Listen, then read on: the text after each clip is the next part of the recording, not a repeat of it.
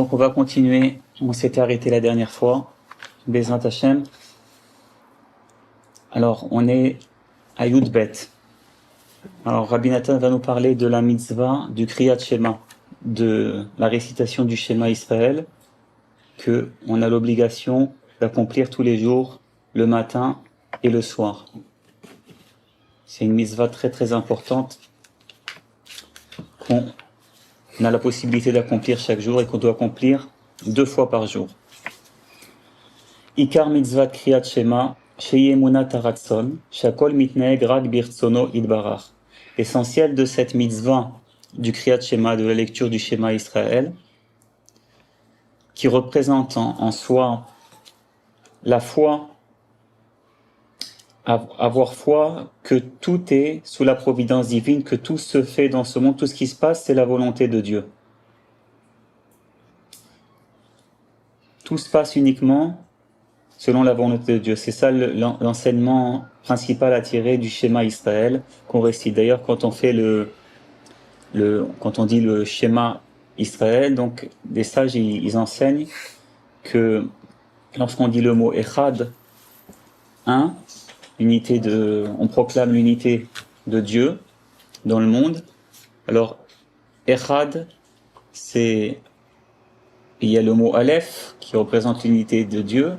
Chet, c'est les huit cieux, quoi. On a huit cieux. Et Dalet, c'est les 4 coins de la terre.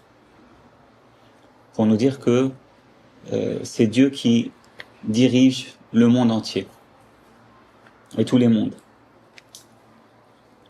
Donc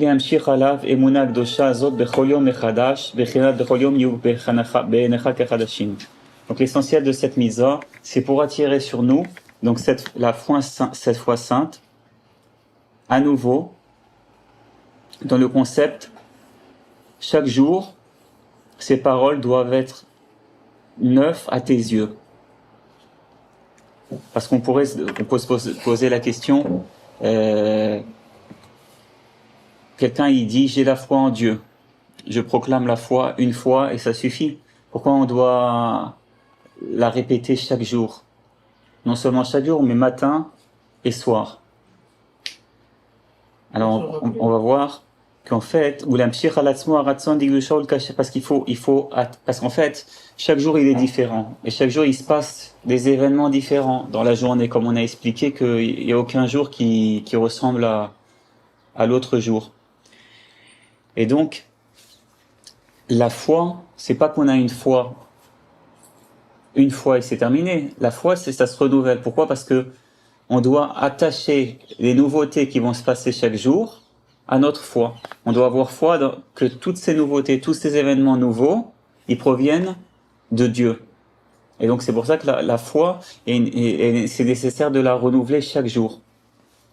Matin et soir, parce qu'il y a des nouveautés le matin, il y a des nouveautés le soir.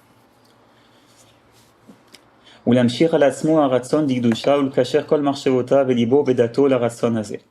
l'essentiel de cette mise, c'est d'attirer sur nous-mêmes cette volonté sainte et d'attacher toutes nos pensées et notre cœur et notre esprit à cette volonté. Que tous les désirs de l'individu et tous ses souhaits et tous ses aspirations soient fortes, soient uniquement dirigés vers le but ultime et véritable, c'est-à-dire de se rapprocher d'Hachem. Quel rapport entre proclamer que tout se passe dans le monde avec la volonté divine, que tout ce qui se passe dans ce monde, c'est la volonté de Dieu, et qu'il n'y a rien qui se passe vraiment dans ce monde qui n'est pas la volonté de Dieu, comme on peut raconter rapidement l'histoire du Baal Shem Tov, qui nous apprend cela. Une fois, le Baal Shem Tov, il se promenait dans la forêt, et il a vu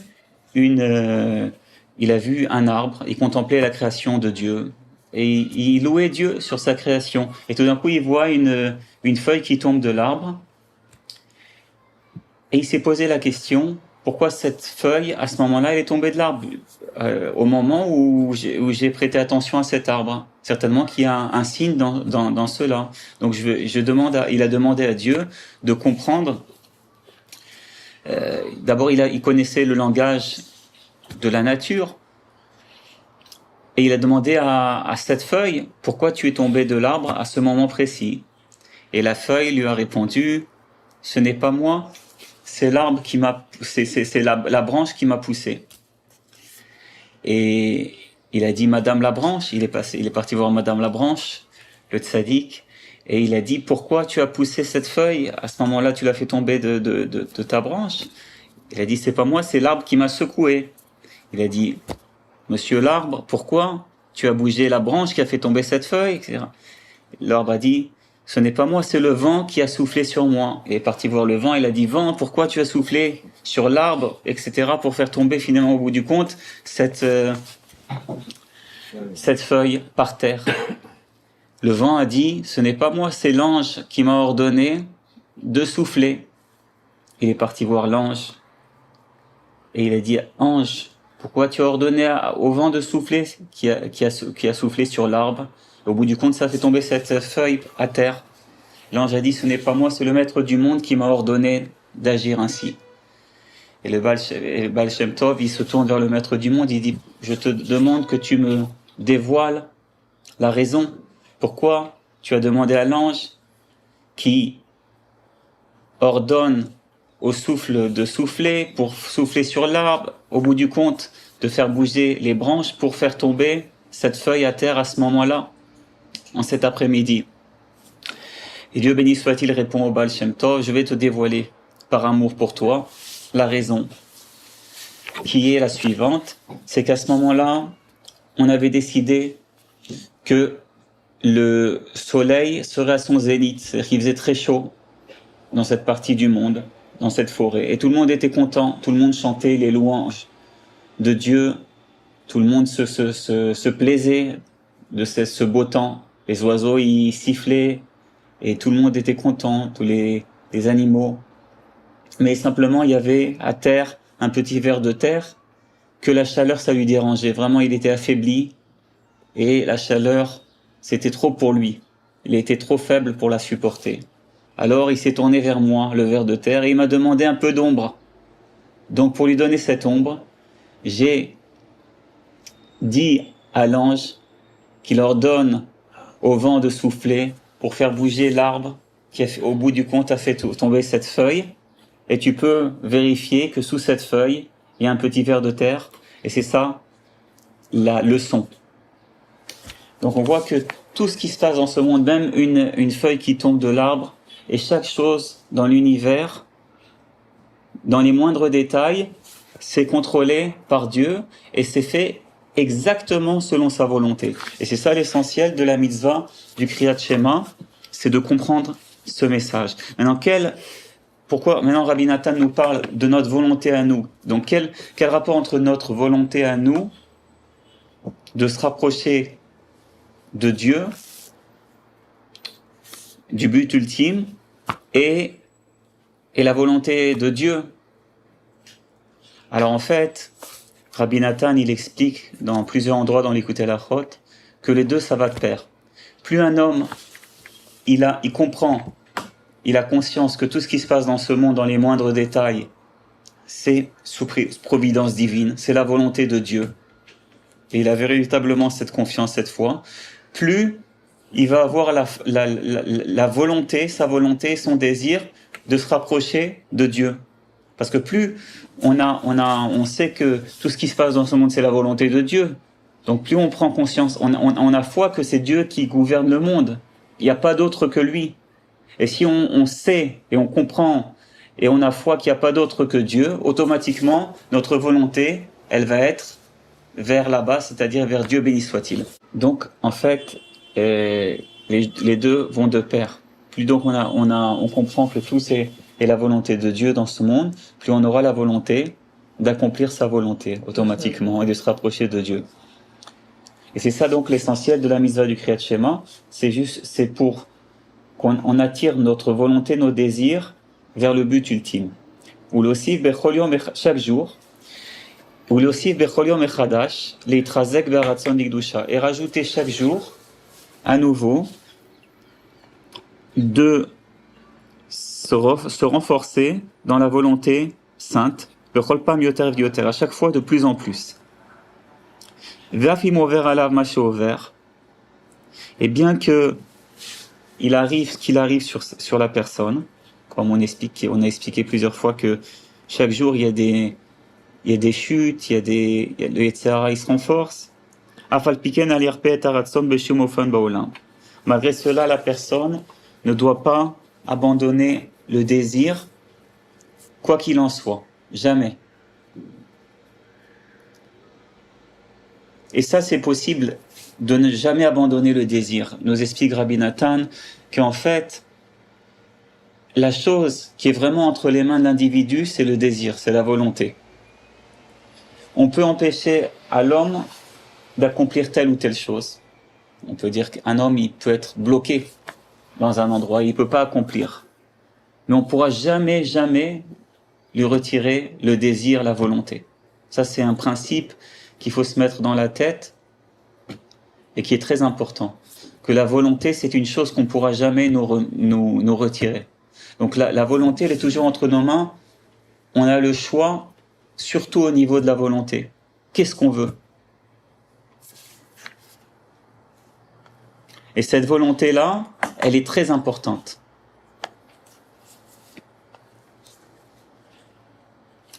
Et il faut se renforcer dans la volonté sainte, quoi qu'il en soit, quoi qu'il arrive. Et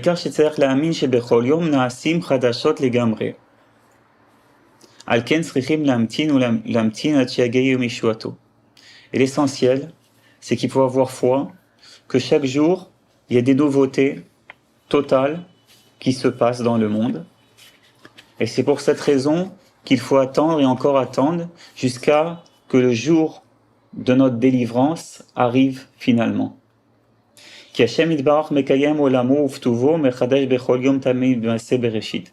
Parce que Dieu béni soit-il, maintient son monde et dans sa bonté, il renouvelle chaque jour la création du monde. Et en fait, pourquoi Dieu il renouvelle sa création chaque jour? C'est pour nous éveiller à travers ce renouveau, nous éveiller à avoir des désirs nouveaux et de plus en plus forts vers lui. Béni soit-il. Et c'est cela le concept de la purification des personnes impures qui dépend des jours. Dans la Torah, il y a certaines personnes qui se sont impurifiées et ils doivent passer par une phase de purification.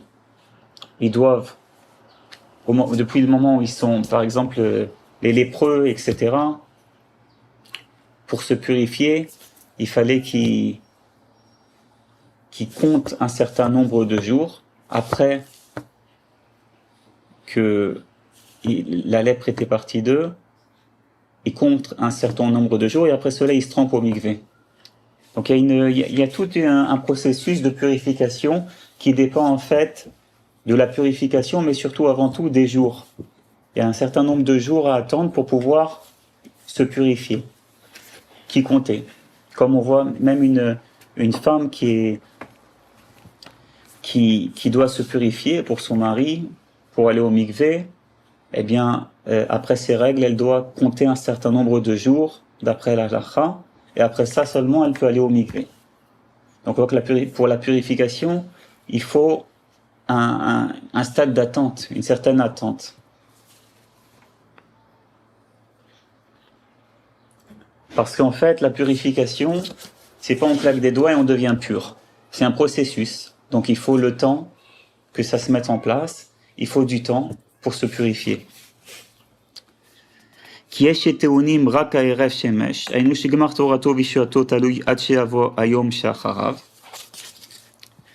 Certaines personnes impures, selon leur impureté, cela suffit seulement qu'ils attendent la soirée, c'est-à-dire le coucher du soleil, pour pouvoir se tremper au mikvé.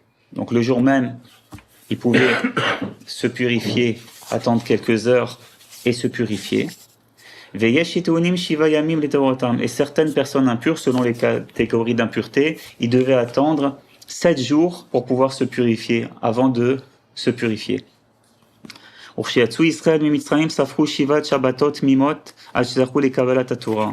le peuple d'Israël ils sont sortis d'Égypte, ils ont dû compter 7 semaines entières avant de mériter de recevoir la Torah. Pourquoi? Parce qu'il fallait qu'ils se purifient, il fallait qu'ils soient prêts en Égypte, ils étaient devenus impurs. L'Égypte, c'est l'endroit de l'impureté. Et il fallait qu'ils se purifient pour pouvoir recevoir la Torah. Et la purification, elle passe par un stade de certains jours, une certaine attente. Et là, ils devaient attendre, en l'occurrence, 7 semaines entières. Donc chaque personne, avant d'arriver à la purification, elle doit passer par certains jours, c'est-à-dire elle doit attendre, c'est pas du jour au lendemain, ça prend du temps. Mais l'essentiel, nous dit Rabbi Nathan, c'est de se renforcer pendant tous ces jours. Chez ces jours, tant que l'homme ne mérite pas la perfection de sa purification, chez Obechanat Kabbalat Torah, qui est le concept du don de la Torah, tous ces jours-là, pendant tous ces jours, il devra se renforcer avec une nouveauté intense et nouvelle à chaque fois. Il faut qu'il se renforce beaucoup, malgré tout ce qui peut lui arriver à la personne. Et finalement, s'il se renforce avec cette volonté, au fil du temps, il va mériter va venir pour lui le jour de sa délivrance, le jour de sa purification totalement. C'est-à-dire qu'il pourra mériter une purification, de se rapprocher véritablement de Dieu. Avec la récitation du schéma. Ouais, là, on parle du schéma, c'est l'image du schéma qui parle de la volonté, de mettre toutes nos volontés dans Dieu. Et en fait, la leçon du schéma, c'est d'avoir toujours, chaque jour, de renouveler notre volonté vis-à-vis de Dieu béni soit-il, vis-à-vis de vouloir se rapprocher de Dieu, de l'accomplissement des mitzvot. Et c'est très important, la volonté. La volonté, c'est celle qui va nous permettre d'atteindre justement notre but. Parce que, comme on a expliqué, il y a un certain nombre de jours à attendre. On peut pas on était dans des endroits mauvais spirituellement, on était dans l'impureté, maintenant on veut se purifier, on va devoir attendre une certaine période, on va devoir passer par une période d'attente. Mais cette période d'attente, c'est pas une période seulement d'attente où on détourne notre esprit du but, parce que sinon c'est plus une attente. En fait, cette attente-là, il faut de la persévérance dans la volonté. C'est-à-dire que c'est pour ça que on compte les jours entre le jour où on est sorti d'Égypte et le don de la Torah. Pourquoi on compte les jours? Parce que le fait de compter, c'est un désir. On dit, voilà, je suis arrivé, encore un jour est passé, et encore un jour de moins avant que je reçoive la Torah. C'est quand on a ce désir de ce but-là, alors que cette attente, ces jours qu'on va traverser pour pouvoir arriver au but ultime, ils vont justement servir de purification. ויש שעיקר גמר טהרתו יסתיר רק עד ביאת שמשו לגמרי, היינו אחר פטירתו מן העולם הזה, שזה בחינת ובעל שמש וטהר ואחר יאכל מן הקודשים. Et certaines personnes, à l'image de ces impurs, que pour pouvoir manger de certains sacrifices, ils doivent attendre le coucher du soleil. Certaines personnes doivent, à la fin de leur vie, après qu'ils partent de ce monde, c'est-à-dire après que le soleil se couche, c'est l'image, ils finiront par goûter à la pureté. Il atteindra sa bonne part dans le monde futur. Qui va mériter de suite, après le coucher du soleil, c'est-à-dire après sa disparition de ce monde, la personne, et il n'aura pas besoin de passer par des réincarnations et de souffrir ce qu'il doit souffrir, à la différence de celui qui ne s'est pas du tout préparé, qui a eu aucun désir de se rapprocher de Dieu, tous les jours de sa vie, et il ne s'est même pas renforcé pour attirer sur lui au moins des bons désirs, qui sont les choses les plus importantes, les saints désirs. Chaque jour.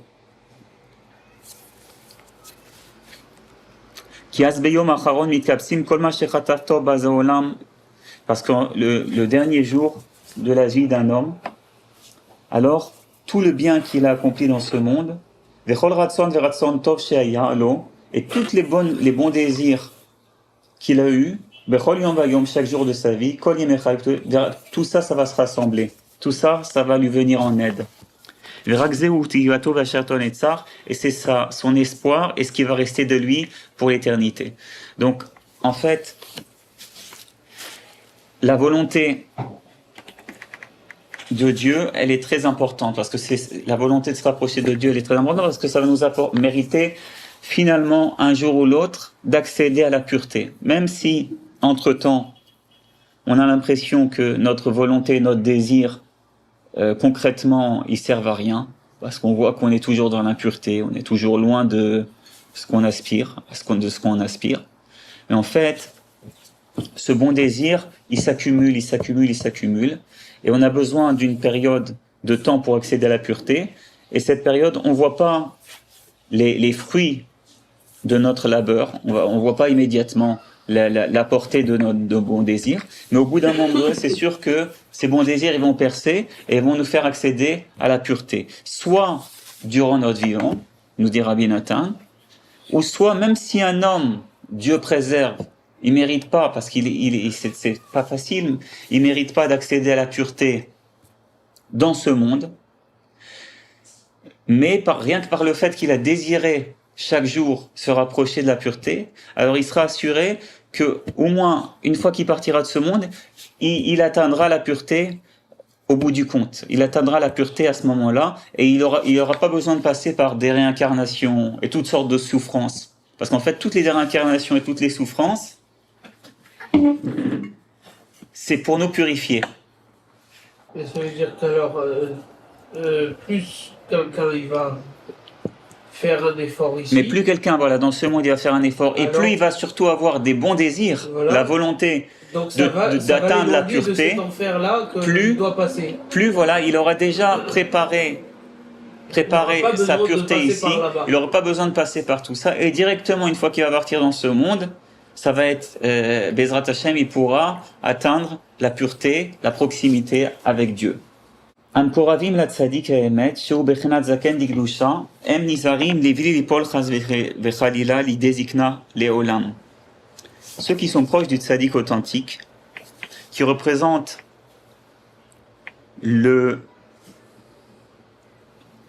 l'ancien de la sainteté, dans les Sipurim Asiot, dans les contes de Rabbi Nachman, il dit sur le Beth-Lers, sur le mendiant aveugle, le premier mendiant dans l'histoire des 7 mendiants.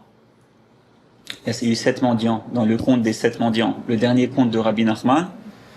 Le premier mendiant, le mendiant aveugle, il dit à un moment donné, je suis très très vieux et en même temps, je suis très très jeune, je suis qu'un nourrisson et je n'ai pas encore commencé à vivre. Alors là, il y a un paradoxe extraordinaire, il y a comme une contradiction. Est-ce qu'on peut être à la fois vieux et en même temps être un bébé et ne pas commencer à vivre? Alors en fait, c'est pas une contradiction. La vieillesse, la vraie vieillesse, la bonne vieillesse, c'est de rajouter quelque chose de plus à chaque fois dans notre vie, de se renouveler, d'être comme un nourrisson. Un enfant, il est tout frais à chaque fois, chaque jour. Pour lui, c'est vraiment nouveau à ses yeux. Tout vraiment le fascine. Chaque jour, il est fasciné à nouveau, un enfant. Dès qu'il reçoit un bonbon, il est tout content comme si c'était la première fois. Et c'est ça l'homme où il doit arriver. Il doit arriver à, à se renouveler chaque jour. Et ça, c'est la vraie vieillesse. C'est l'éternelle jeunesse. C'est l'éternelle jeunesse. Parce qu'en fait, chaque jour, comme il est nouveau, donc un homme, il peut arriver par exemple à un certain âge, et s'il s'est renouvelé chaque jour, donc chaque jour, il a vécu de sa vie ses jours pleinement, donc on peut dire il est arrivé à tel âge. Mais si par exemple Dieu préserve une personne, elle est restée sur la même lancée, c'est-à-dire qu'elle ne s'est pas renouvelée. Ces jours, elle en a fait qu'une même jour, une continuité de ses erreurs, une continuité de ses problèmes, de ses troubles, sans se renouveler. Donc elle peut arriver à un certain âge, mais en vérité c'est comme si qu'elle avait vécu une journée, puisqu'il n'y a pas eu de renouveau. Donc la longévité des jours dépend du renouveau de la personne. Plus on va renouveler nos jours, plus on peut dire qu'on vit une longue vie.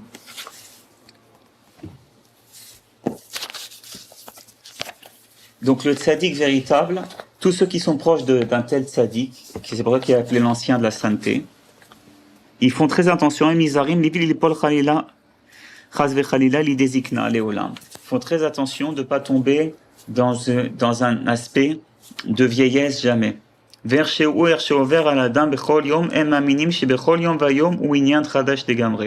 peu importe ce qu'il arrive sur la personne chaque jour, par quoi la personne elle passe, ils ont foi que chaque jour est un concept totalement nouveau. Parce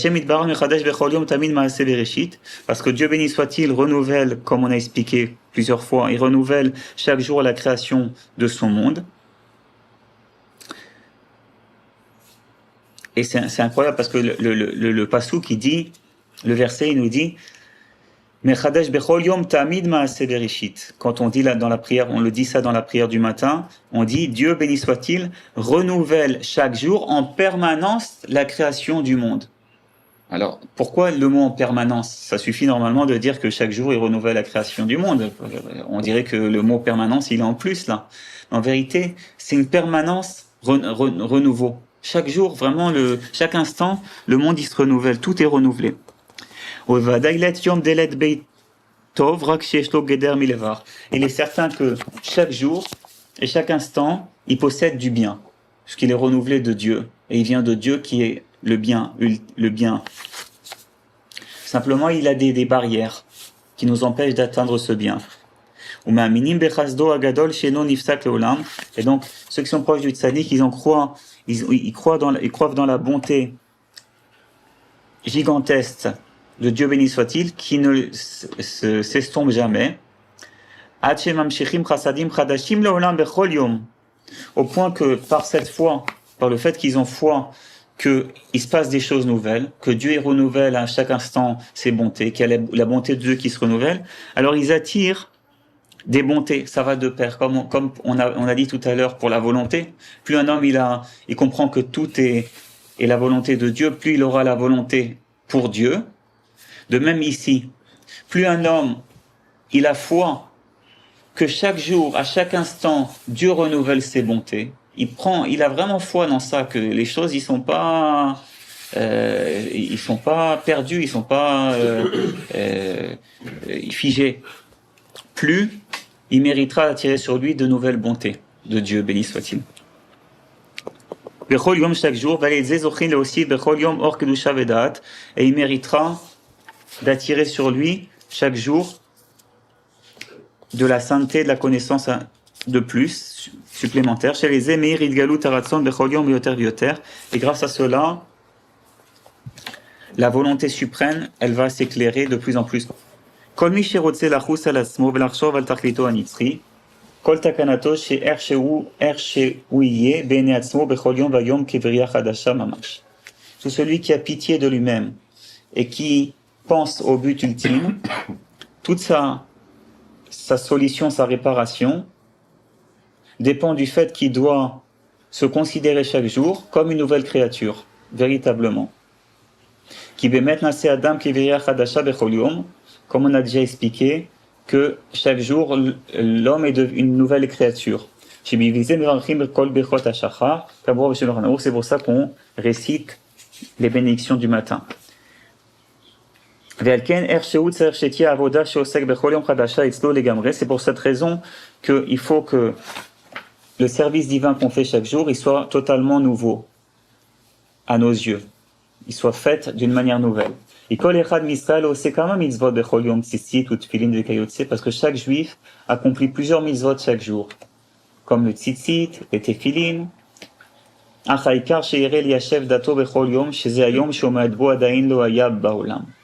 Mais le plus important, c'est qu'il faut qu'il prenne conscience que ce jour-là, dans lequel il accomplit ces mitzvot-là, il n'a jamais eu lieu avant dans le monde. Il n'y a jamais eu un tel jour. Non seulement ce jour n'a jamais existé, mais ce jour n'existera jamais. Parce que chaque jour, il est complètement différent. Il en ressort que le service qu'on a à faire pour Dieu béni soit-il chaque jour, qu'on doit faire tel jour, elle est totalement nouvelle. C'est-à-dire que les mitzvot qu'on fait aujourd'hui, dans cette journée-là, ils ne ressemblent pas aux mitzvot qu'on a fait hier ni qu'on fera demain. C'est complètement différent. Il y a des réparations spirituelles qui sont complètement différentes par rapport au jour nouveau. Et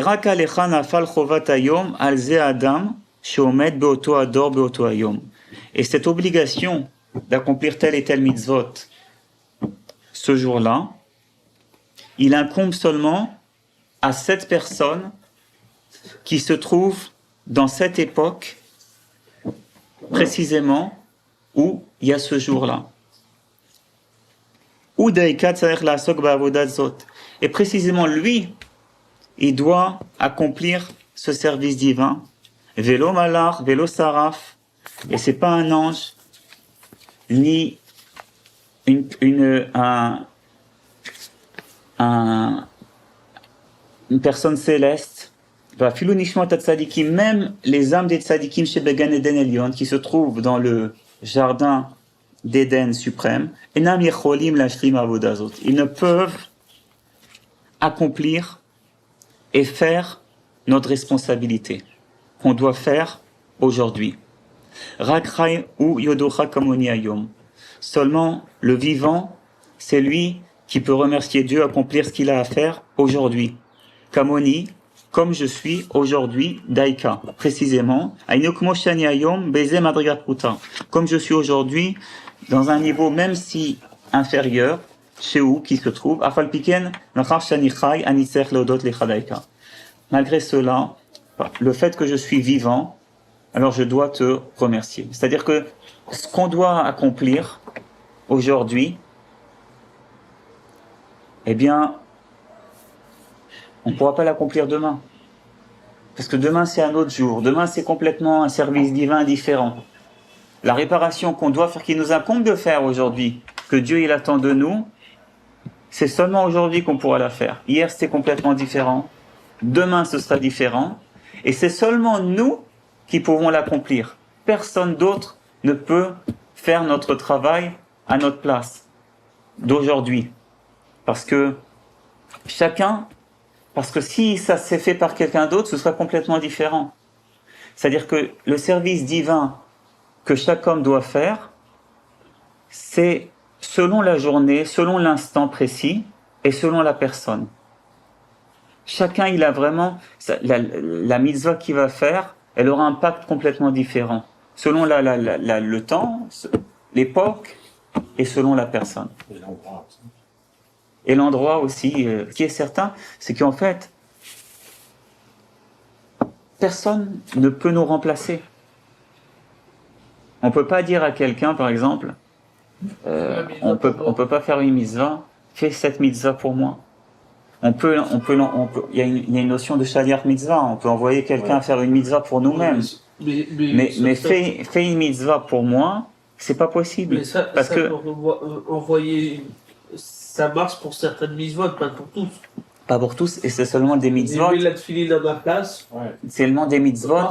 que c'est nous-mêmes qui les fait. Même quand on envoie quelqu'un, un shaliach mitzvah, un envoyé pour faire notre mitzvah, c'est nous-mêmes qui font la mitzvah. Par exemple, quand on envoie quelqu'un pour faire un get, ou c'est nous-mêmes qui faisons ça, ou pour faire un, C'est mais, d'accord. voilà. Mais on faire une tzedaka, c'est nous-mêmes qui faisons la mitzvah. Mais on peut pas, quelqu'un ne peut pas faire une mitzvah à notre place. On peut pas dire à quelqu'un, mets les tefilines pour moi. Ça marche pas. C'est son bras. C'est sa mitzvah à lui. C'est pas, ce que tu dois faire, c'est vraiment pour toi. Non seulement c'est pour toi, mais c'est selon l'instant précis. Et est-ce qu'on verra comment justement arriver à se renouveler? On verra ça pour plus loin. Voilà, on va voir Bezrat Parce Hashem. que c'est pas évident, chaque jour, il y a des jours, on a l'impression que c'est un peu une routine. Voilà. Parce qu'il y a le piège du temps aussi, le Mais justement, temps comme ça. on avait déjà expliqué ça. On avait déjà On avait vu dit ça. que justement le fait de croire que chaque jour c'est un jour, qu'il n'y aura pas le lendemain par exemple, Ouais. c'est de casser cette routine justement. Vous avez dit ça, non? Ça De aussi, croire que tous les c'est, jours sont identiques, en fait, c'est une. Ben non, c'est c'est un ça, j'ai aujourd'hui à faire, je concentre que sur aujourd'hui, pas que sur demain. Ne pas prévoir, ne pas... C'est ce qu'on avait dit. Maintenant, Rabbi Nathan, par rapport à ta question, là, qui est intéressante, comment faire pour se renouveler, on remarque que Rabbi Nathan, il parle de la notion de remercier Dieu chaque jour pour ses bontés nouvelles. Ici, même dans ce passage du Likutei Halachot. En fait, remercier Dieu pour ses bontés nouvelles, c'est un conseil qui nous permet de nous renouveler et de prendre conscience du renouveau. Parce que quand on dit merci Dieu pour le soleil aujourd'hui, merci mon Dieu que ma journée est éclairée, merci mon Dieu pour que aujourd'hui telle et telle chose se sont passées, pour le temps, pour ça. Alors c'est vraiment, ça va nous donner une conscience que c'est nouveau. C'est pour ça qu'on fait les bénédictions le matin de la question du Shachar, qu'on dit vraiment, il faut vraiment se concentrer dans ces bénédictions. Il faut remercier Dieu qui nous a pas créé un tel et tel, qui nous a pas créé, qui nous a habillés, qui nous a redressés, qui nous a donné la force. C'est vraiment chaque jour, on dit ces bénédictions à nouveau. Donc par le fait qu'on veut remercier Dieu pour ses bontés de chaque jour, ça va nous donner vraiment une conscience que les choses sont différentes et sont nouveaux. Adraba, kol ma sheyodea benafsho sheu garua mikulkal biyoter. Et maintenant, si une personne elle dit mais moi, je suis très très loin d'accomplir telle et telle œuvre sacrée, telle et telle mitzvah. Au contraire, plus une personne elle sait qu'elle est éloignée, qu'elle est abîmée spirituellement, aliado daika itgadel veitkadesh shemo agadol beyoter. Par cette personne va grandir le nom saint du Créateur encore plus quand cette personne elle va se rapprocher de lui. Bifrinat kad était Yitro, dans le concept que lorsque Yitro il s'est rapproché, alors on dit vraiment que ça fait vraiment un grand bruit dans les cieux. C'était quelque chose de très très grand. Pourquoi? Parce que Yitro il venait de très très très loin. Lui, il a connu tout le monde, il a connu tous les idoles. Voilà, et le Zohar HaKadosh nous dit de ça. Keden istalek veityaker shema dekucha berichu. Lorsque Yitro s'est rapproché, à ce moment-là, il s'est grandi et il est devenu très important le nom de Dieu béni soit-il. Qui ikar gdulat Hashem itbarach ou daikak sharochokim itkarvim laïdar. Parce que l'essentiel de la grandeur de Dieu béni soit-il, c'est quand les plus éloignés se rapprochent de lui. Donc non seulement chaque personne, ce qu'elle doit faire, ça lui incombe qu'à lui. Et en plus, plus elle est éloignée, cette personne, plus en fait ce qu'elle va faire, ça va être important parce que ça va contribuer à grandir le nom de Dieu. Donc il n'y a pas à repousser notre service divin, il n'y a pas à repousser le bien qu'on peut faire maintenant, il faut le faire. Parce que demain c'est un autre jour.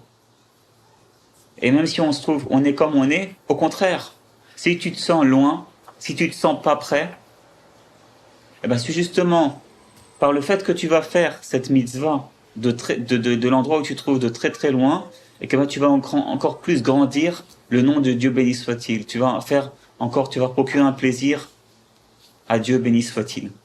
Le fait que vous avez dit que chaque moment, il est unique. Alors, c'est pareil, je dis qu'une mitzvah, il ne faut pas la laisser tarder. Si tu vas à une mitzvah, il faut la faire de suite. Voilà. Pourquoi? Parce que chaque moment, il est fait pour cet instant-là, c'est fait propice pour cette mitzvah. Si tu vas la rater, fini, la mitzvah, elle est partie. Et tu pourras ni la retrouver demain, ni... Parce que ce moment-là, il est précis. Même la mitzvah de demain, si tu fais cette même mitzvah, ce sera différent, ce sera pas la même chose. Et d'ailleurs, ça me rappelle quelque chose de très important que Rabbi Naftali, il a rapporté à Rabbi Nathan. Rabbi Naftali, il a entendu de la bouche de Rabbi Nachman la chose suivante, que si par exemple un juif, tout d'un coup, il a une envie de se rapprocher de Dieu qui lui vient, il peut se trouver dans n'importe quel endroit. Tout d'un coup, il se trouve dans en voyage ou dans un bus. Et tout d'un coup, il est pris par une envie comme ça de se rapprocher de Dieu. C'est un cadeau, en fait, qui lui vient comme ça.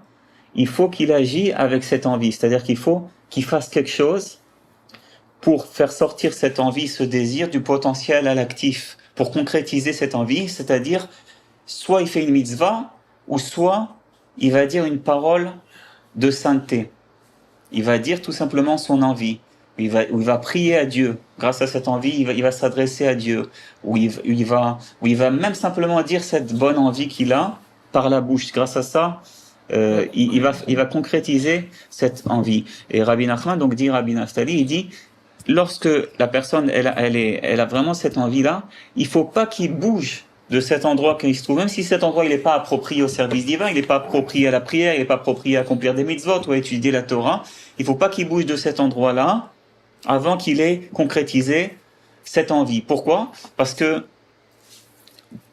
cette envie, il se peut qu'elle va partir dans deux minutes et aucune envie n'est perdue, mais ce cadeau qui est arrivé, elle va pas en profiter pleinement. Elle va pas, c'est vraiment quelque chose qui descend du ciel, cette envie. C'est une opportunité, il faut vraiment la saisir. Et c'est pour ça que n'importe quel endroit dans lequel on se trouve, il ne faut pas bouger de cet endroit avant d'avoir concrétisé cette envie en la sortant par la bouche, en disant une parole de Torah ou de prière. Et Rabbi Nathan dit qu'il voyait ça à plusieurs reprises chez Rabbi Nachman. Par exemple, Rabbi Nachman, des fois, il voyageait avec certains de ses disciples en carrosse, et puis à un moment donné, il était pris par une soudaine envie spirituelle, une envie de dévotion, et il disait une Torah, il dévoilait un enseignement, alors qu'il c'était pas prévu. Ils étaient en voyage, mais Rabbeinu ne voulait pas bouger, il s'arrêtait au moment où il avait cette envie, où il avait cette dévotion, et il donnait à ce moment-là cet enseignement, dans cet endroit, sans bouger. Pourquoi, nous dit Rabbi Nathan? Parce qu'il savait que si il attendait un peu ou il partait dans un autre endroit, ça se peut que cette opportunité, elle reviendra plus jamais. Donc savoir saisir vraiment l'opportunité du moment, c'est quelque chose qui est très très important.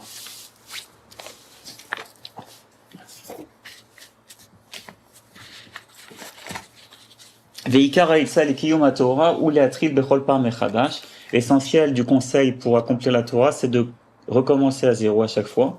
Et même si une personne, elle ne peut rien faire, du fait qu'elle est assaillie par un exil au niveau financier, au niveau de l'âme, au niveau du corps, c'est-à-dire qu'elle est vraiment dans un état difficile, et donc la personne, elle peut rien faire à ce moment-là.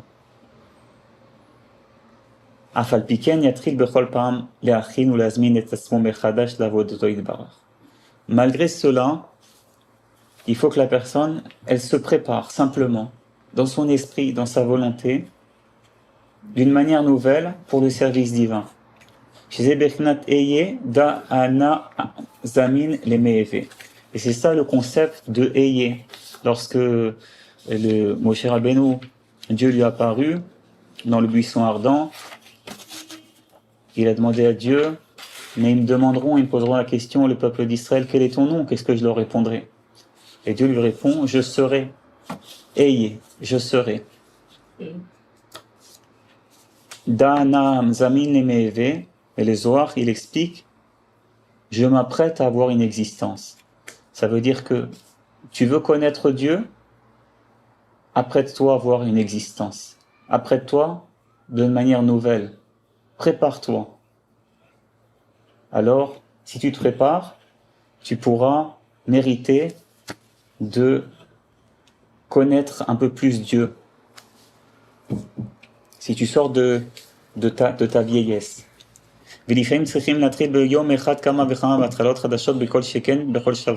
Parfois, il faut recommencer à zéro, même plusieurs fois dans la journée.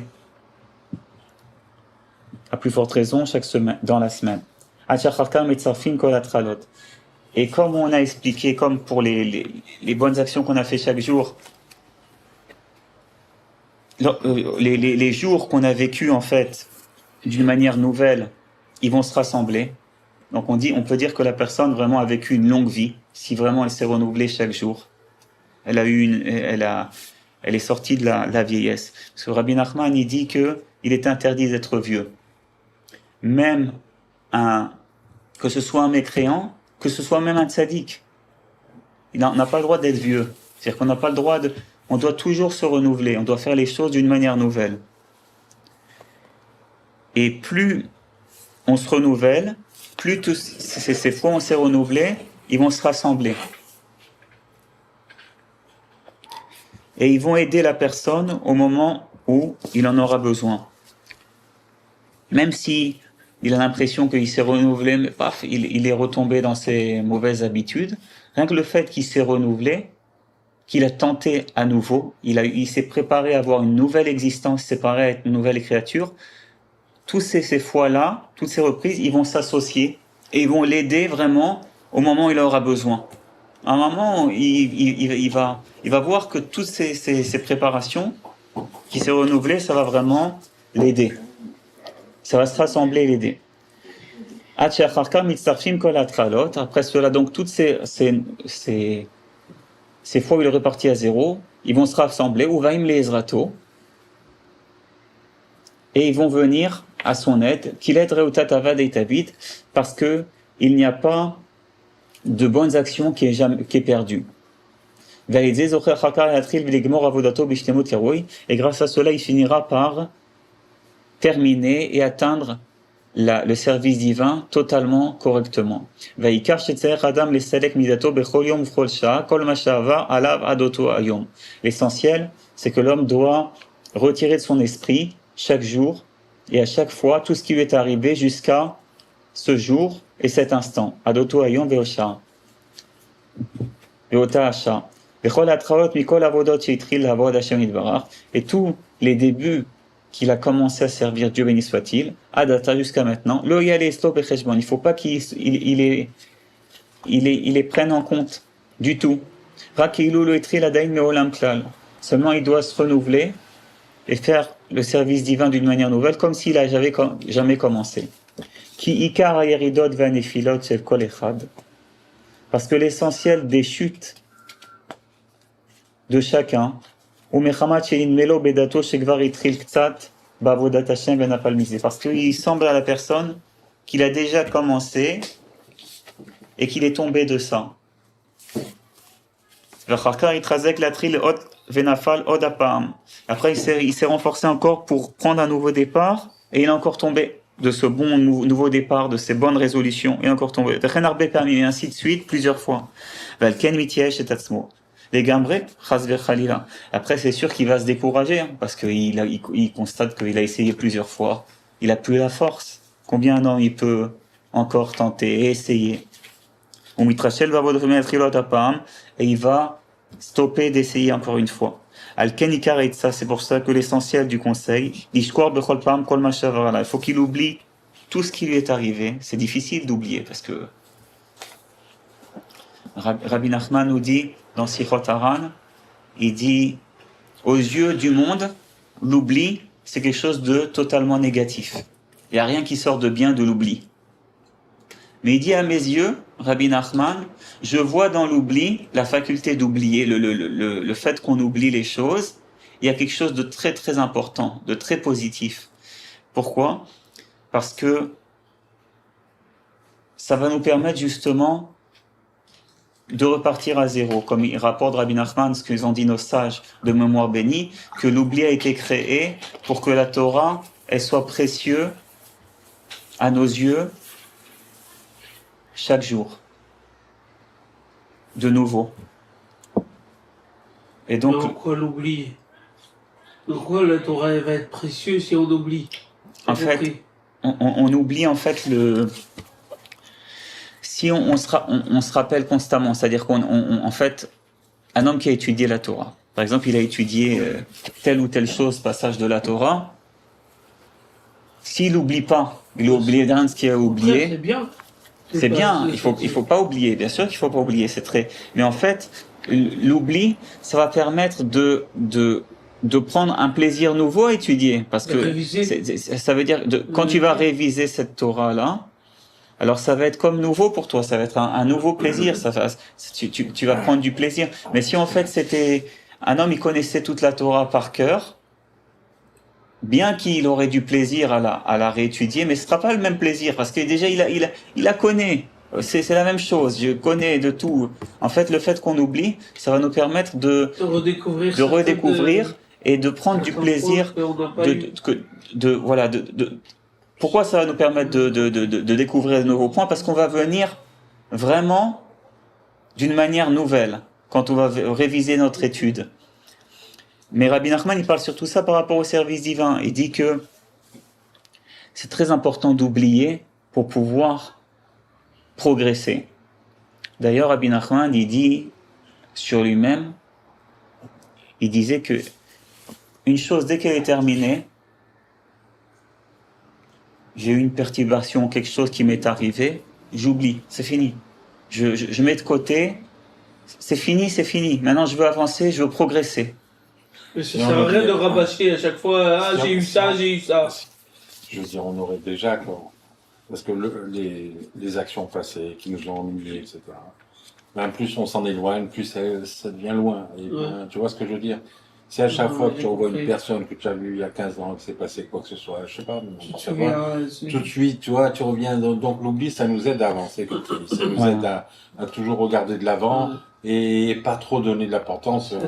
Tu vois. Sinon, tu vas rabâcher tout le temps. Très important. L'oubli passé. Le stress. Voilà. Parce que quoi? C'est ça. C'est pour ça, ça nous aide à nous renouveler chaque jour. Ah lui, il m'a fait une crasse, l'autre il m'a fait... Non, l'oubli, c'est très important. L'oubli, c'est vraiment important. Et des fois, il faut se forcer à oublier des trucs. C'est très important. Oublier. Donc Rabbi Nachman, il dit que l'oubli, il y a quelque chose de très important dans l'oubli. C'est pas évident. Il y a des trucs qu'on n'arrive pas à oublier. Ouais. Parce que ça nous fait mal, ça nous... Non, en fait, il y a des trucs, quand on dit oublier, au moins c'est de mettre de côté. C'est-à-dire de pas rabâcher et repenser sans arrêt. Des fois, allez, c'est bon, c'est fini, c'est passé. Mais c'est pas évident, ça c'est sûr que c'est pas évident. Donc il dit Rabbi Nathan, c'est pour ça que l'essentiel du conseil, c'est d'oublier tout ce qui nous est arrivé. On va voter bien que la personne, c'est vraiment très difficile. La personne, elle a recommencé après un nouveau départ des milliers et des milliers de fois, nous dit Rabbi Nathan. Malgré cela, vraiment, c'est nécessaire d'oublier tout ça. Parce que sinon, on va se décourager. C'est pas possible. Une personne, elle a tellement essayé de faire une chose. Et si elle commence à compter combien de fois j'ai essayé, combien de fois j'ai pas réussi, je suis tombé de mon essai et j'ai échoué, forcément la personne elle va se décourager. Parce qu'on est des êtres de chair et de sang et on peut pas, combien un homme il peut supporter l'échec? Combien de fois un homme il essaye de faire une chose, ça marche pas. Combien? Il essaye 2 fois, 3 fois, 4, 10 fois, 20 fois, 30 fois, mais à un moment donné, il craque, il se décourage, il lâche prise. Alors là, Rabbi Nathan nous dit, ce qui va permettre à l'homme de pas lâcher prise, c'est de faire comme si il a jamais essayé. D'essayer de mettre de côté toutes ces fois où il a essayé et il n'a pas réussi. C'est difficile parce que l'esprit, l'esprit, il veut pas lâcher prise sur ça. Des fois, c'est même des excuses. C'est le Yetzer Hara qui vient et il nous donne une excuse. Il nous dit, tu vois, Tu te rappelles? t'as essayé plusieurs fois. Alors on dit, ah bah oui, j'ai essayé plusieurs fois, donc j'ai pas réussi. Donc si j'ai pas réussi plusieurs fois, donc je vais pas essayer encore une fois. Je suis dispensé, je suis quitte. J'ai fait ce que j'ai pu, puis ça y est, combien de fois? 20 fois, 30 fois, 20 fois, 100 fois. Mais ça, c'est le Yetzer Hara. Comme on a dit dans un cours précédent, on a dit que le Yetzer Hara, il est appelé Meler Zaken Uxil, un roi vieux et stupide. Parce qu'il amène l'homme à la vieillesse. Et c'est une stupidité. Ouais, mais il est pas si stupide que ça, hein. Pardon. Il est vicieux, même. Il est vicieux, voilà. Donc, Alken Aikar et Tzal Ishkor Bechol Pa'am Kol Ma Shavar. Là, c'est pour ça que l'essentiel du conseil, c'est d'oublier tout ce qui nous est arrivé. Afalpi Shivar Itril à la fille, on va voter Pa'amim Manus. Par bien qu'il a essayé l'homme des milliers de fois de prendre un nouveau départ. Rakata Yatril Mechadash. Il faut seulement que maintenant, il recommence à zéro, les gambrés complètement. De se préparer au service divin dans tout ce qu'il peut, de faire, au moins qu'il se considère comme nouveau.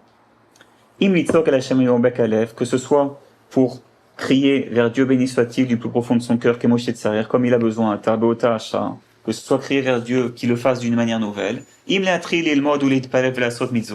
ce soit de commencer à étudier la Torah ou à prier ou à accomplir des mitzvot. Que ce soit se réjouir, qu'on n'a pas écrit non juif, etc., ou du bien qui est en nous. Tout cela, il faut le faire vraiment d'une manière nouvelle. Chaque jour, c'est une opportunité nouvelle. Chaque jour, c'est un monde nouveau qui s'ouvre devant nous.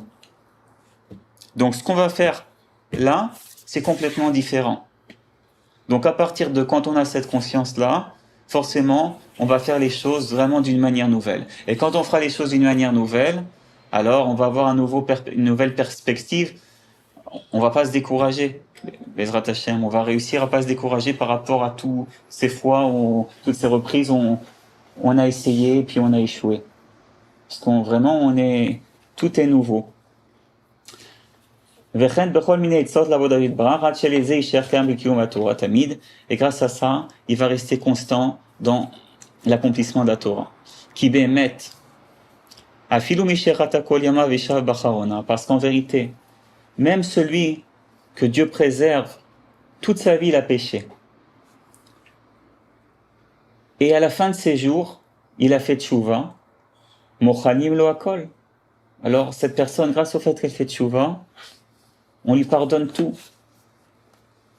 Comme ils ont dit nos sages de mémoire bénie. Alors une précision, ça ne veut pas dire qu'une personne, elle va toute sa vie faire ce qu'elle veut, et à la fin de sa vie, elle dit... justement, on lui donne pas l'occasion. Elle dit, bah maintenant, je vais faire tchouva à la fin de ma vie. Non, comme nos sages nous apprennent, on donne pas l'occasion à cette personne. Celui qui dit, c'est marqué dans la Mishnah, celui qui dit, je vais fauter et faire tchouva, alors on lui donne pas l'occasion de faire tchouva, c'est-à-dire qu'il n'aura pas mérité d'atteindre ce tchouva. D'ailleurs, cette personne, pourquoi on lui donne pas l'occasion? Parce qu'elle perd l'occasion. Tout simplement. Comme on a expliqué, c'est ça, c'est très profond. Parce que chaque jour, il y a une nouvelle occasion à chaque instant.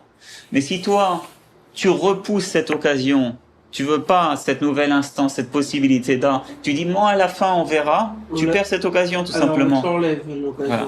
Donc ça, c'est pour celui qui veut vraiment faire tchouva, mais il tombe, il n'arrive pas. Ou qu'il n'a pas conscience. Alors, il a fauté toute sa vie.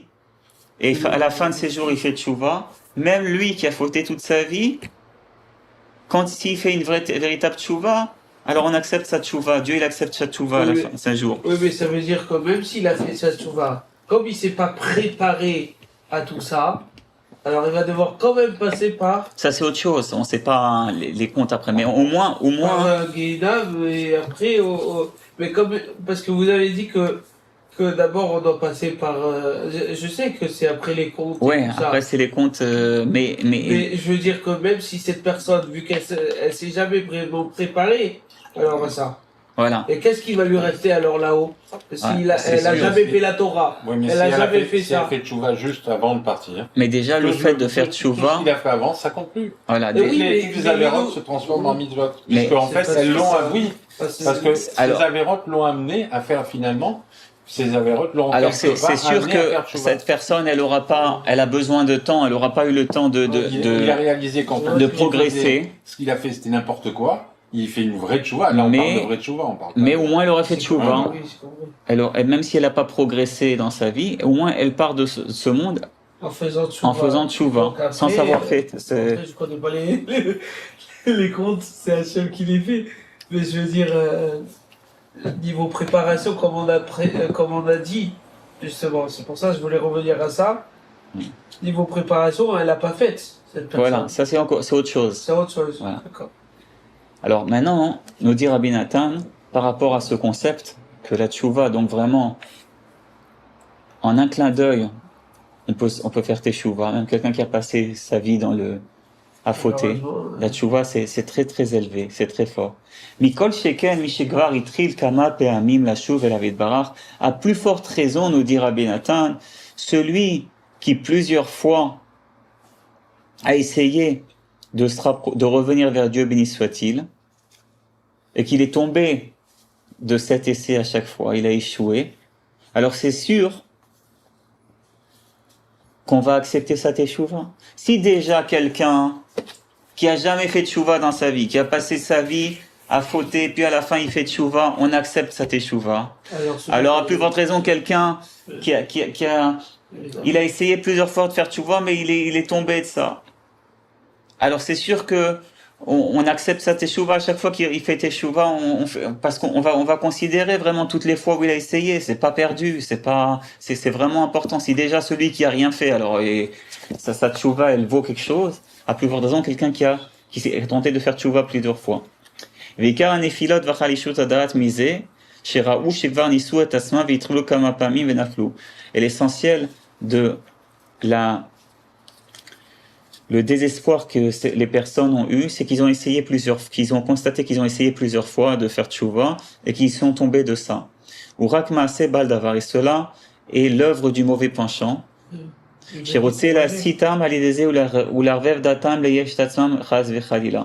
veut simplement les perturber et les embrouiller pour les entraîner au désespoir total. Ouais, les décourager, Voilà. complètement. C'est pour cela qu'il faut faire très attention de prendre cette voie, la de recommencer à zéro, dans n'importe quel niveau dans lequel on se trouve. Il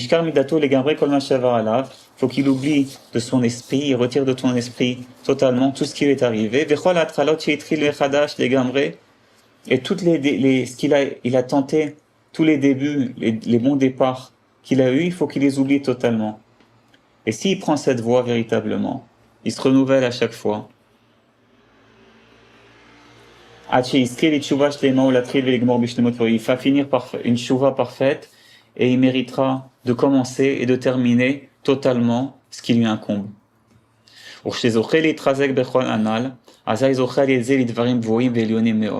Et si la personne, elle mérite de prendre cette voie, de se renforcer, donc d'avoir foi que chaque jour et chaque instant, il est nouveau, et de repartir à zéro à chaque fois vraiment, la personne elle méritera des choses très très élevées spirituellement.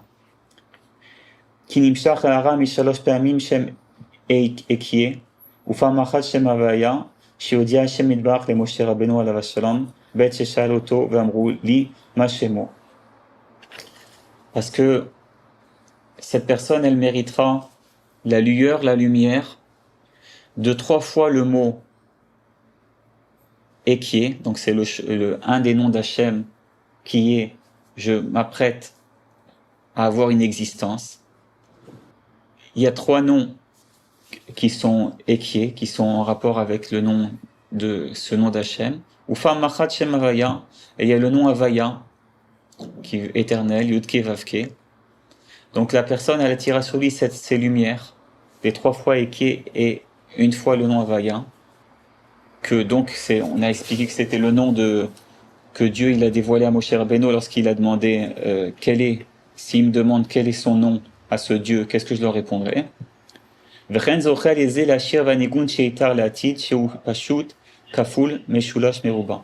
cette personne, elle méritera le chant et la mélodie qui sera entonné dans le futur, qui est un chant simple, double, triple et quadruple.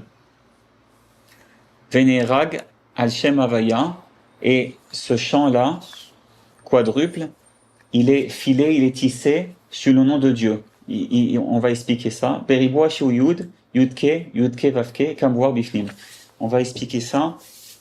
Pour terminer, c'est que Rabbi Nachman nous dit que dans les temps futurs, il y aura un chant nouveau qui va être dévoilé, qui sera un chant de bonté. Et il nous dit que ce chant de bonté, il est habillé dans le nom de Dieu. De même que le nom de Dieu, Yudke Vavke, il possède 4 lettres. De même, ce nom de ce chant, il doit avoir 4 lettres. Justement en rapport avec le nom de Dieu. Et il y a un concept qui nous dit que Yud, Yudke, Vavke, de revenir à chaque fois en arrière, c'est-à-dire quand on prend le nom des 4 lettres de Dieu, Yudke, Vavke, on prend Yud, on fait Yud, après, ça c'est la façon simple, un mot simple, une lettre simple, après Yudke, après on prend ce simple et on rajoute la lettre suivante, donc ça fait Yudke, ça fait 2 lettres, donc c'est un double. Après Yudke Vav, après on prend encore une fois, on revient en arrière et on prend les 2 mots et on rajoute la troisième lettre, et donc ça fait 3 lettres, ça fait triple. Et après on revient en arrière et on prend les 3 qu'on a déjà évoqué, les 3 premières lettres Yudke Vav, et on rajoute le E final et ça fait 4 lettres, ça fait quadruple. Et il dit sur cette notion-là, Rabbi Nachman va être fondé le chant nouveau qui va être entonné à la fin des temps. Et d'ailleurs, on sait que Baruch Hashem, Rabbi Israël a reçu le Pétek, la lettre du ciel de Rabbi Nachman, où il dévoile justement son nom d'une manière quadruple. Nach, Nachma, Nachman, Meuman, c'est du lieu duquel il se trouve, où il a envoyé cette lettre et ce nom. Donc, le nom Nachman, il a aussi 4 lettres, comme le nom de Dieu. Parce que le nom du tzaddik, il est associé au nom de Dieu. C'est-à-dire que la gloire de Dieu, le nom c'est la gloire. Elle passe par le tzaddik. C'est le tzaddik qui glorifie Dieu dans ce monde. Le tzaddik, il éveille les gens à se rapprocher de Dieu. Et c'est pour ça que plus le nom du tzaddik il est dévoilé, plus automatiquement le nom de Dieu il est grandi. Donc le nom de Dieu et le nom du tzaddik ils sont associés. Et donc le nom du tzaddik il possède également 4 lettres. Nachman, comme le nom de Dieu Yudke Vavke. Et donc ce chant nouveau, c'est dans le même concept. Nach, Nachman, Nachman, Meuman. Na c'est simple, c'est la première lettre de Nun. Donc c'est simplement une lettre. Nach, après on rajoute une autre lettre, ça fait double. Après Nachma, on rajoute la 3e lettre, ça fait 3 lettres, ça fait triple. Et Nachman, c'est quadruple, on rajoute la 4e lettre, ça fait 4 lettres, quadruple. Donc c'est un chant simple, nous dit Rabbi Nachman, double, triple et quadruple. Et maintenant, quel rapport avec ce qu'on a étudié, de se renouveler, de prendre un nouveau départ à chaque fois? Alors en fait, c'est ça. C'est ça le message de ce chant. C'est ça le message de ce nom. Pourquoi? Parce que quand on remarque bien, on dit na ou yud. Après nach. Quand je veux dire le chant double, le double, je dois revenir en arrière. Je récite encore une fois, je prends la première lettre. Donc je reviens en arrière à chaque fois. Après nachma, triple, je reviens à chaque fois en arrière. Donc ça veut dire que je prends un nouveau départ. C'est pas qu'on, c'est séparé. C'est pas que on dit nar, nun, après chet, après. Non, pour pouvoir composer ce chant, il faut à chaque fois revenir au départ. Et c'est ça le message. C'est par le fait qu'un homme, il va se renouveler, il va prendre un nouveau départ à chaque fois. Tous ces départs-là, ils vont s'associer. Ils vont le faire grandir dans ce concept. Et il va mériter cette lueur, cette lumière du chant nouveau. Il va mériter que sa vie, elle va être un chant. Un chant. Un chant, c'est quoi? C'est prendre une note et l'associer à une autre note. Après, on revient. C'est des combinaisons de notes. Donc c'est pareil. Notre vie, elle doit être musicale. Elle doit être une vie intense. Et ce qui nous permettra de vivre une vie intense, c'est de prendre un nouveau départ à chaque fois, de recommencer à zéro. Et grâce à ça, on va mériter ce chant nouveau. On va mériter la bonté de Dieu, parce que c'est un chant de bonté. Pourquoi c'est un chant de bonté? Parce que c'est un chant qui revient à chaque fois au départ. Et c'est quoi la bonté de Dieu? C'est elle se renouvelle. Mais ce qui nous permettrait d'atteindre de capter cette bonté de Dieu, c'est de nous renouveler.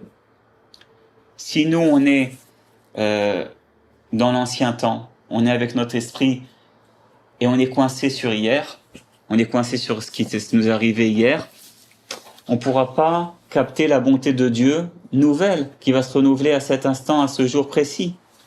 Totalement. On ne pourra pas pleinement en profiter. Donc pour profiter de cette bonté de Dieu, il est nécessaire de prendre un nouveau départ à chaque fois. Bezrat Hashem, qu'on puisse mériter de se renouveler à chaque fois, de prendre un nouveau départ et de Bezrat Hashem bientôt que le Mashiach vienne et qu'on mérite le dévoilement du chant nouveau, ce chant de bonté, au point qu'une grande bonté, Bezrat Hashem, vienne sur tout le monde entier. Amen. Donc en fait, le principe des lettres qu'on rajoute. En fait, c'est-à-dire on revient et on rajoute la nouvelle lettre. Voilà. Donc le renouveau, c'est prendre donc ce qu'il y avait avant et rajouter une nouveauté. Voilà. C'est ça. C'est ça. C'est ça. Donc le renouveau, c'est apporter une nouveauté, c'est prendre déjà ce qu'il y a avant, ce qui a précédé, et rajouter une nouveauté. Voilà. Mais en fait, on voit que on prend ce qui est avant, mais quand on prend ce qui est avant, c'est plus ce qui est avant. Parce que, par exemple, je prends le mot nun. Après, je dis nar. Ça devient nar. Ça reste pas nun, en fait. Ah, d'accord. En fait, ce qui est avant, maintenant, il est nouveau. Il est dit d'une manière nouvelle. C'est-à-dire que maintenant, il est utilisé, il devient autre chose complètement. Et donc, Pourquoi? c'est un nouveau départ. Voilà, il devient... C'est un vrai nouveau. Quoi. Voilà, c'est quelque chose de nouveau. On a associé l'autre lettre, mais c'est quelque chose, on a créé un truc par le fait que... Le noun d'avant, il se disait noun, et après, le noun, il se dit nar. Donc en fait, c'est comme s'il n'existait plus quelque part, mais il est indispensable pour devenir nar. Voilà, en fait, c'est par le fait qu'on s'est renouvelé, il y a quelque chose qui a changé. C'est-à-dire que même ce qui était, en fait, c'est très beau, parce que ce qui était passé, alors maintenant, ça va prendre une autre dimension totalement aujourd'hui. C'est pas seulement que c'est terminé, mais on va pouvoir, c'est ça la tchouva. On dit, la tchouva, c'est quoi la tchouva? On parle de la tchouva. La tchouva, c'est un renouveau finalement. Mais la tchouva, qu'est-ce qu'elle permet de faire, la tchouva? Non seulement elle permet d'expier nos fautes, mais encore, la somme de la tchouva, c'est de transformer nos fautes en mérite. C'est-à-dire de changer vraiment ce qui a eu lieu. Et c'est ça le renouveau. C'est ça la force du renouveau. Le renouveau, il change. C'est pas seulement que tu prends un nouveau départ. C'est d'abord une nouvelle opportunité. T'es quelqu'un de nouveau aujourd'hui et t'es pas ce qui était avant. Mais en plus de ça, si tu te renouvelles, tu vas changer ce qui était avant. Ce qui était avant, ça va devenir complètement autre chose. Ça, c'est vraiment très profond et c'est la force du renouveau, de la tchouva. Le chant, il faut vraiment qu'on le prenne comme un chant réel, un chant. Voilà, le chant, C'est pas c'est... juste une image, un chant, ça veut dire une harmonie, ça veut dire, quand on parle d'un chant, on parle d'une harmonie, on parle de, ça veut dire quand il y a un chant nouveau, le chant nouveau, ça veut dire c'est un chant qu'on a, je sais pas, c'est dans quel sens? C'est peut-être une harmonie nouvelle ou ça veut dire Oui, ou un chant musical, tu vois ce que je veux dire? d'abord, c'est au premier sens. C'est sûr que c'est un chant, mais dans notre vie de tous les jours, la vie, c'est un chant.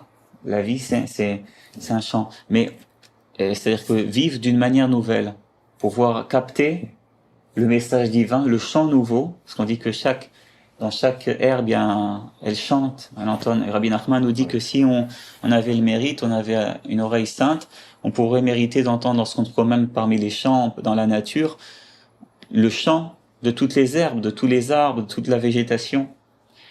Mais Ce qu'on voit dans le Pérec.